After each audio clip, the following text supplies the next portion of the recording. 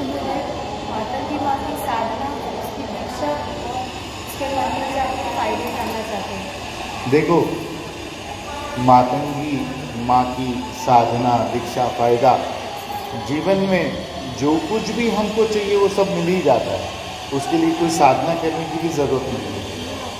लेकिन वो तभी मिलता है जब हम उसके बारे में भूल जाते हैं। तो जो भी तुमको साधना करनी है, दीक्षा प्राप्त करनी है, वो कोई इच्छा से मत करो। ये भी इच्छा मत रखो कि मेरे को मुक्ति चाहिए। वो इच्छा भी, कोई भी इच्छा जो है वो दो काम करती है। इच्छा उभारी कन्याकुमारी। तुम बोलोगे कि मुझे गाड़ी चाहिए, इसके लिए मैं दीक्षा लूँ तो गाड़ी मिल जाएगी, तो हम बोलेंगे हाँ मुक्ति मिल जाएगी, गाड़ी की क्या औकात है। तो गाड़ी तुम लोगे, और गाड़ी लेने के बाद दूसरी इच्छा है कि पेट्रोल चाहिए, मेंटेनेंस का पैसा चाहिए। तो एक इच्छा के ऊपर दूसरी इच्छा आती ही है। हर इच्छा जो है वो दूसरी इच्छा की जन्मदाता बनती है। तो एक काम ये करती है इच्छा कि हर इच्छा दूसरी इच्छा को जन्म देती है, और दूसरा काम ये करती है इच्छा के दुख लाती है।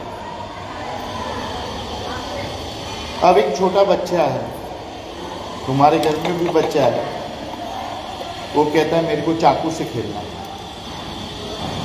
मैं चाकू से खेलूंगा, या मैं माचिस से खेलूंगा, लाइटर से खेलूंगा। आप खेलने देते हो क्या?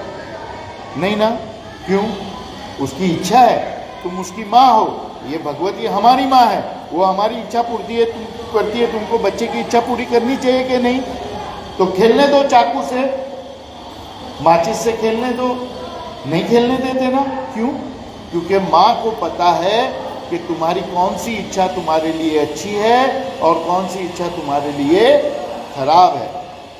तो जो भी है, माँ को बोलो कि तू समझती है जो मेरे लिए अच्छा है वो आने दे, और जो तू समझती है मेरे लिए खराब है, भले मेरी तीव्र इच्छा हो कि मैं पिक्चर में हेमा मालिनी बन के नाचूं, लेकिन अगर वो मेरे लिए खराब है तो मेरी इच्छा पूरी मत करना। भले मैं कितना भी रोऊं ज़मीन पे लौट के और मैं बोलूं कि माँ मेरी इच्छा पूरी कर, तो इच्छा पूरी मत करना। तो इच्छा के बारे में 3 बातें याद रखो। एक इच्छा दूसरी इच्छा को जन्म देती है, पहली बात। दूसरी बात ये कि इच्छा हमेशा दुख लाती है। और तीसरी सबसे बड़ी बात ये कि माँ को मुझसे ज़्यादा पता है।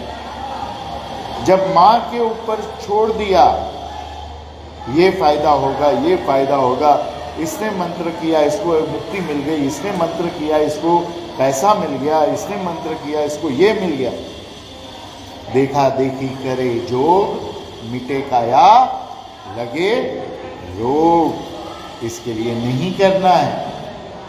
बस माँ से प्रेम है तो माँ की भक्ति करो, माँ की दीक्षा लो और माँ का मंत्र लो। माँ है ना बैठी, उसको सब पता है मेरे बच्चे को क्या चाहिए। मेरे एक मित्र है, अमेरिका में रहते हैं, वो 3 भाई है, वो लोग, बहन एक भी नहीं। तो भाइयों के बीच झगड़ा हुआ और माँ ने बंटवारा किया। पिताजी तो बीच में नहीं पड़े, पिताजी रिटायर्ड हो गए थे। बोला सबका बंटवारा करो। बड़े बेटे ने कहा कि मैंने पूरा धंधा जमाया और बीच वाले ने मेरा साथ दिया, ये छोटा वाला तो अभी आया, ये हमसे लड़ रहा है। हमारे 2 हिस्से होने चाहिए, मेरे और बीच वाले का एक हिस्सा और छोटे वाले का एक हिस्सा। हम लोग दोनों साथ में ही रहेंगे, बीच वाले को तकलीफ है वो अलग होके जाए। माँ ने बोला ठीक है। माँ ने 2 हिस्से किए, एक ज़्यादा रखा और एक कम रखा। तो जो ज़्यादा हिस्सा रखा था वो तो बड़े भाई और मझले भाई दो साथ में उनको देना चाहिए ना, माँ ने छोटे बेटे को वो दे दिया,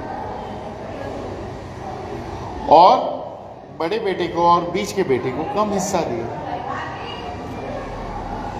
तो जब वो लोग हिंदुस्तान आए, मुझे बुलाया, उनके माताजी भी मुझे गुरु मानते हैं, ये मेरे स्कूल के मित्र हैं। मैं गया था, पुष्पलता भाभी, संदीप जी, हम लोग सब लोग गए थे।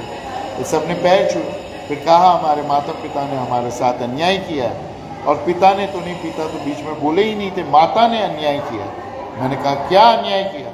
बोला हम दो भाई साथ में हैं और हमको कम हिस्सा मिला और वो अकेले भाई को ज्यादा हिस्सा मिल गया। तो मैंने कहा तुम्हारी दो गलतियां हुई इसमें, इसके लिए ऐसा हुआ।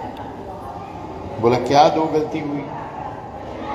मैंने कहा पहली गलती तो माँ को तुमने बोल दिया कि तुम हिस्सा करो, तो माँ ने जो किया उसको कबूल करो। माँ तो तुम्हारा हमेशा अच्छा ही चाहती है ना, कभी माँ ने तुम्हारा बुरा चाहा है? तो माँ ने जो किया अच्छा किया। तो बोलते हैं हाँ ठीक है, वो तो बात ठीक है। और दूसरा क्या बुरा हुआ कि जब माँ कर रही थी तभी कहना चाहिए कि माँ हमको ज़्यादा चाहिए। तो वो हमारी तरफ से दो गलतियां हो गई, लेकिन माँ की भी तो गलती हुई ना। माँ ने दो भाइयों को कम और एक भाई को ज़्यादा दे दिया, बड़ा हिस्सा एक भाई को दिया। बोला माँ की गलती नहीं हुई है, यहाँ पे भी तुम गलत हो। बोला कैसे? माँ को पता है तुम कमा लोगे, माँ को उसकी कैपेसिटी पता है, वो नहीं कमा पाएगा। तो उसकी माँ रोने लगी। कहा बेटा बराबर आपने बोला, मैंने इसी वजह से उसको ज़्यादा दिया कि ये दोनों ने जब कुछ भी नहीं था तब मेहनत करके ये सब बनाया। मुझे उसने आज तक कुछ नहीं बनाया, वो बना भी नहीं पाएगा, मुझे पता है। जिद कर रहा है, इसके लिए मैंने उसको ज़्यादा दिया कि वो कुछ नहीं बना पाएगा। तो माँ के पास आ रहे हो, दीक्षा ले रहे हो, कोई ऐसी चीज़ नहीं है जो नहीं प्राप्त होगी, लेकिन वो प्राप्ति के लिए नहीं दीक्षा लेनी है।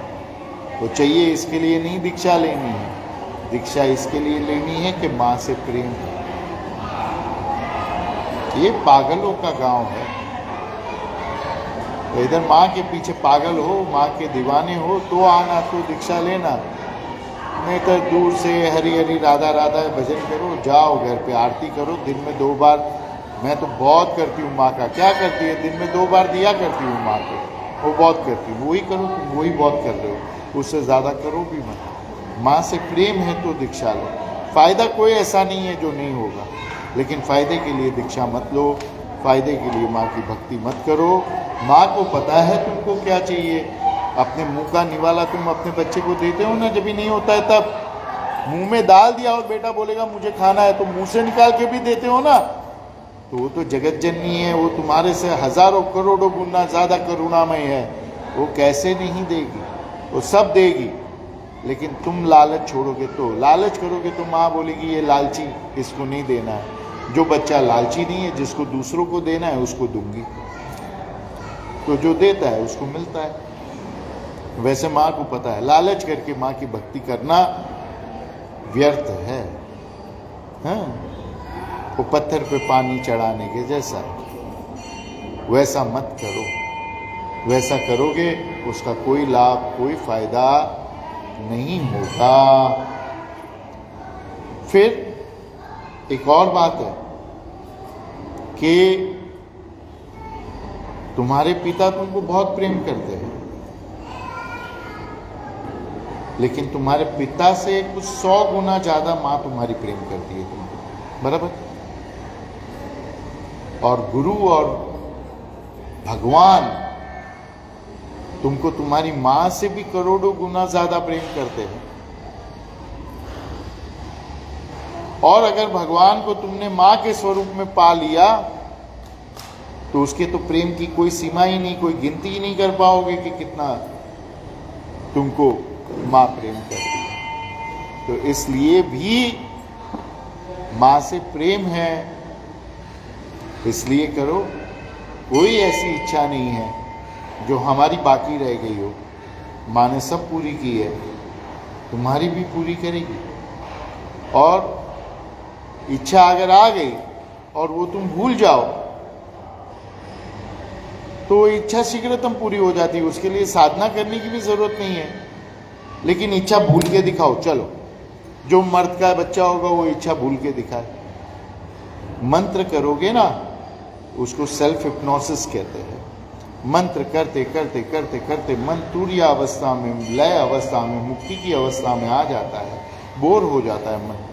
एक ही बात तुम माँ माँ माँ माँ माँ माँ माँ माँ माँ माँ माँ माँ करते रहो, तुम्हारा खुद का माइंड हिप्नोटाइज हो जाएगा।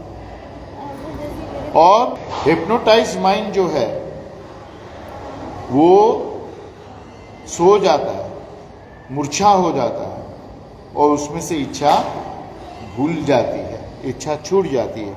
वो इच्छा छूटी तो इच्छा पूरी होनी ही है। इसके लिए मंत्र करते हैं, इसके लिए साधना करते हैं, इसके लिए मंत्र साधना जरूरी है।